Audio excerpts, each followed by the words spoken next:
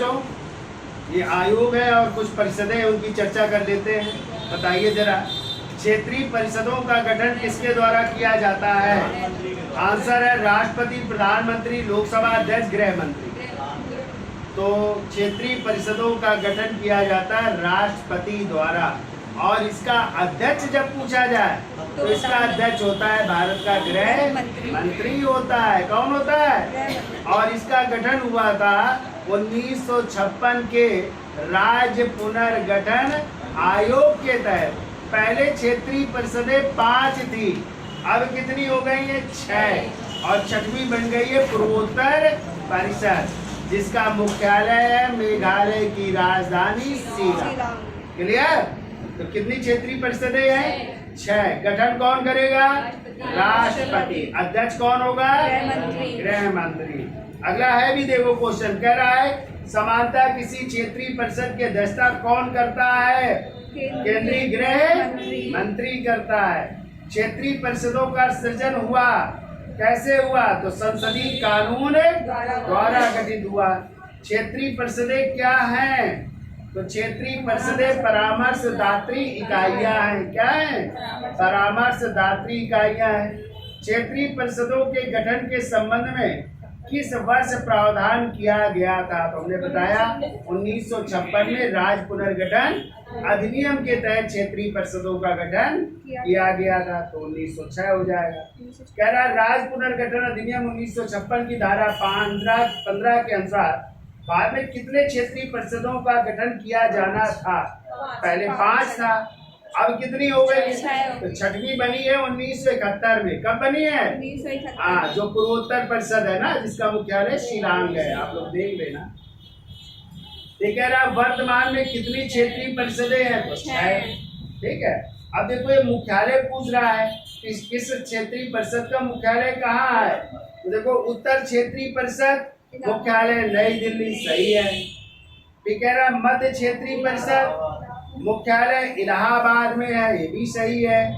तीसरा है पूर्वी क्षेत्रीय परिषद मुख्यालय कोलकाता में है, ये भी सही है। ठीक है। पश्चिमी क्षेत्रीय परिषद मुख्यालय इसका मुंबई में है, ये भी सही है।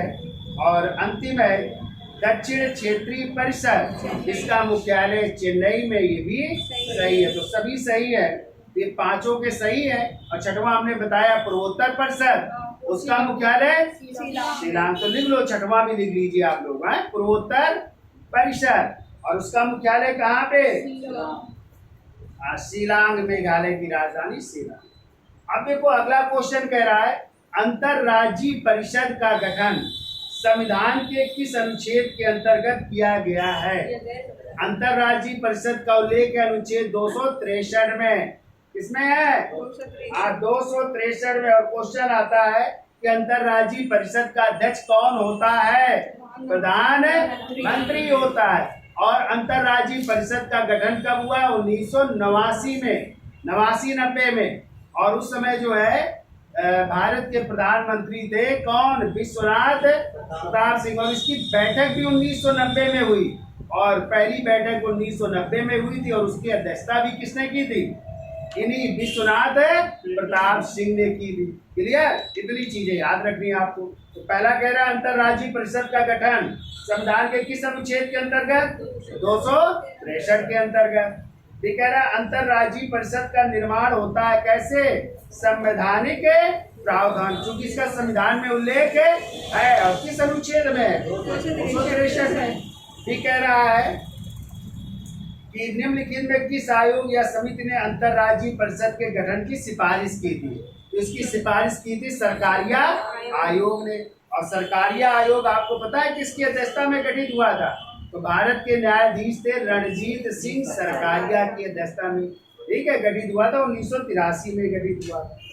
अगला कह रहा है सरकारिया कमीशन द्वारा संस्तुत की गई अंतरराज्यीय परिषद का गठन संविधान के किस धारा या अनुच्छेद में किया गया है? तो 263 में। अब कह रहा अंतरराज्यीय परिषद की स्थापना कब की गई? तो हमने बताया 90 में। तो 28 मई 1990। कब गठित किया गया? 28 मई 1990 में। भी कह रहा किस प्रधानमंत्री के कार्यकाल में अंतर्राज्यीय परिषद का पहली बार गठन किया गया था। तो अभी हमने बताया विश्वनाथ प्रताप सिंह यानी बीपी सिंह द्वारा किया गया था। ठीक है, कह रहा है अंतर्राज्यीय परिषद की 7वीं बैठक में महत्वपूर्ण निर्णय लिया गया। क्या लिया गया था? तो राज्यपाल सक्रिय राजनीति में ना लौटे। ठीक है, यानी जो राज्यपाल बन जाए उसको राजनीति में लौटना नहीं चाहिए, उसको संन्यास ले लेना चाहिए राजनीति से। ठीक है, ये बात की गई। कह रहा है अंतर्राज्यीय परिषद की नियुक्ति कौन करता है? इसकी नियुक्ति करते हैं भारत के राष्ट्रपति करते हैं। कौन करते हैं? राष्ट्रपति करते हैं। अगला कह रहा है राष्ट्रपति द्वारा नियुक्त अंतर्राज्यीय परिषद का प्रमुख कार्य क्या है? तो इसमें सभी हो जाएंगे कार्य, यानी राज्यों के मध्य उत्पन्न विवादों की जांच करना, उन पर उनका परामर्श देना, फिर यह है सभी राज्यों या कुछ राज्यों में समान हित से संबंधित विषयों की जांच करके उस पर विचार विमर्श करना, फिर है संबंधित नीति और कार्य के बेहतर समन्वय को क्या करना? उसकी सिफारिश करना। फिर अगला क्वेश्चन कह रहा है किसे सुपर कैबिनेट की संज्ञा दी गई है? सुपर कैबिनेट की संज्ञा दी गई है किसे? योजना आयोग को भी कहा जाता है सुपर कैबिनेट। ठीक है, योजना आयोग कैसा निकाय है?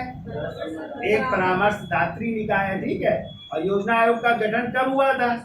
15 मार्च 1950 को। किस मंत्रिमंडल की सिफारिश पर? केंद्रीय मंत्रिमंडल की सिफारिश पर। तो कैसी संस्था है ये? परामर्श दात्री संस्था है। अगला वाला भी है, योजना आयोग का स्वरूप क्या है? परामर्शदात्री संस्था। योजना आयोग है एक कैसा निकाय है? असंवैधानिक। कैसा निकाय है? असंवैधानिक निकाय है। इसका संविधान में कोई उल्लेख है नहीं था, इसका गठन बाद में हुआ। ठीक है, ये कह रहा है कौन सी संस्था संविधानेतर संस्था है? ये योजना आयोग आपकी संविधानेतर संस्था है। निम्नलिखित में कौन सा एक संविधान का अंग नहीं है? तो देखो निर्वाचन आयोग, वित्त आयोग, अंतर्राज्यीय परिषद और योजना आयोग। योजना आयोग है नहीं है, जबकि निर्वाचन आयोग का उल्लेख किस अनुच्छेद में है? 324 में है।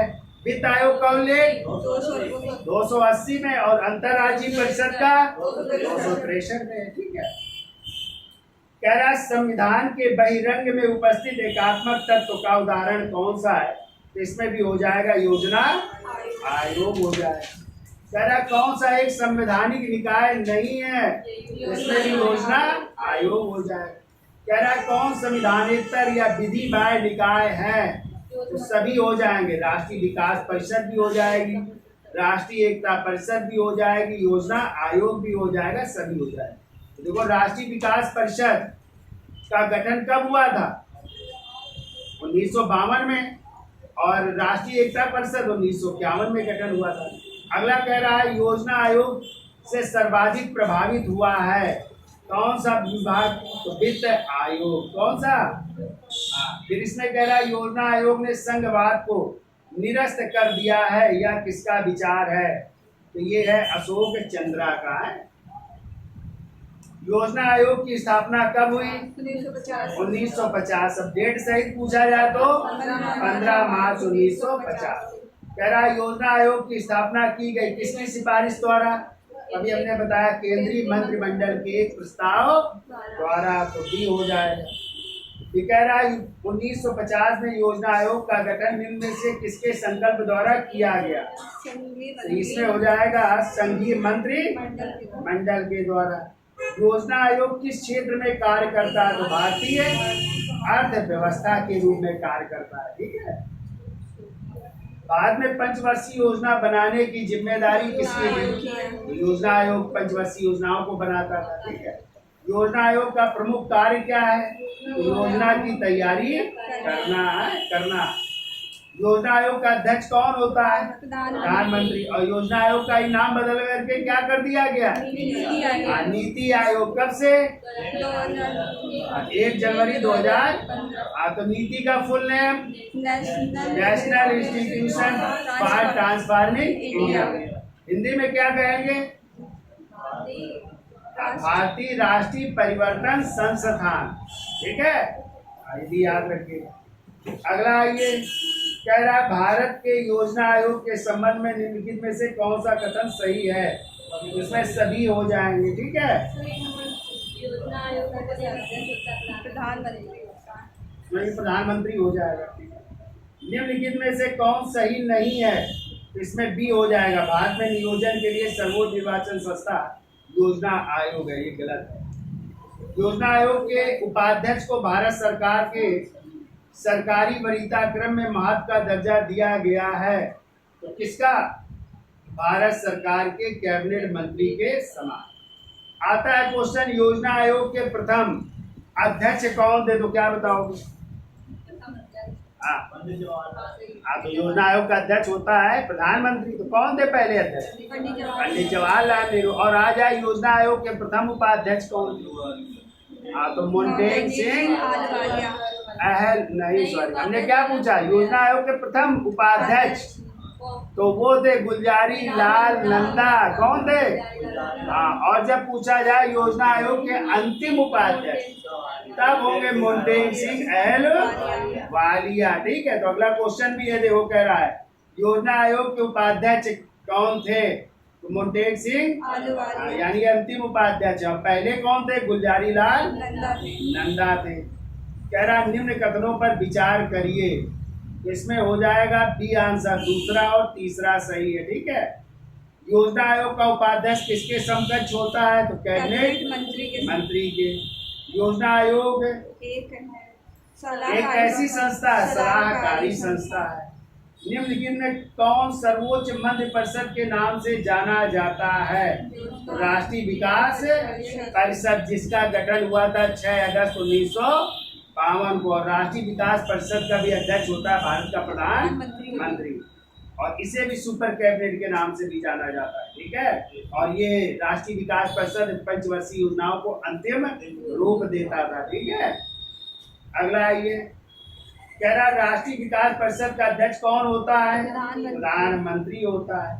प्रधानमंत्री, यूनियन कैबिनेट मंत्री, मुख्यमंत्री और मंत्री परिषद सभी सदस्य होते हैं किसके? राष्ट्रीय विकास परिषद के। कौन राष्ट्रीय विकास परिषद का सदस्य नहीं है? राष्ट्रपति नहीं है। ये कह रहा राष्ट्रीय विकास परिषद के सदस्य निम्न में से कौन होते हैं? सभी होते हैं, ठीक है। पंचवर्षीय योजना का अंतिम अनुमोदन कौन करता है? तो राष्ट्रीय विकास परिषद करती है। पंचवर्षीय योजनाओं के मसौदों को अंतिम रूप से कौन स्वीकृत प्रदान करता है? राष्ट्रीय विकास परिषद। और राष्ट्रीय विकास परिषद का मुख्य संबंध किससे है? पंचवर्षीय योजनाओं के अनुमोदन। तो ये क्वेश्चन थे, 52 क्वेश्चन थे, ठीक है, इसी से रिलेटेड क्वेश्चन। धन्यवाद।